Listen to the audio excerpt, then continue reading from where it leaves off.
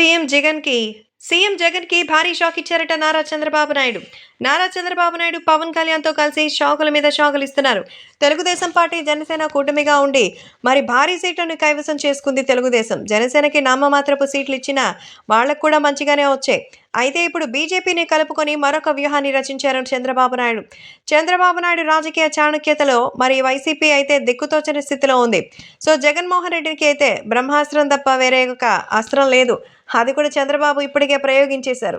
So Nara Chandrababu Naidu ఇప్పుడు జగన్మోహన్ రెడ్డికి ఇస్తున్నటువంటి షాకుల్లో ఒక పక్క రాజకీయానికి సంబంధించిన విషయమే కాగా మరోపక్క కుటుంబ సభ్యుల దాడి, మరి ప్రజల వ్యతిరేకత, ఇవన్నీ జగన్ రెడ్డికి దిక్కుతోచకుండా మారిపోతోంది. సో జగన్మోహన్ రెడ్డి సొంత చెల్లెళ్ళు సైతం ఆయనకు ఓటు వేయొద్దు అంటూ పిలుపునిస్తున్నారు.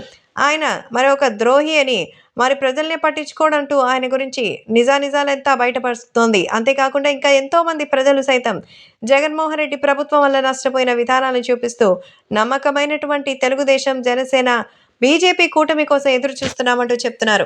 మరి ఇప్పటికైనా ఈ విషయాన్ని గుర్తించి జగన్మోహన్ రెడ్డి ఓటమి లక్కించుకుంటే బాగుంటుంది. లేకపోతే పరుగు లక్కించుకోకపోతే ఇక పరాభవం తప్పదు అంటూ మరి పవన్ కళ్యాణ్, అలాగే ఇంకా నారా చంద్రబాబు నాయుడు చెప్తున్నారు. వాళ్ళు కృష్ణార్జునులుగా పోల్చుకుంటూ మరి అర్జునుడు అని చెప్పుకుంటేటువంటి ఆయన అర్జునుడు కాదు, రావణాసురుడు అంటూ చెప్తున్నారు.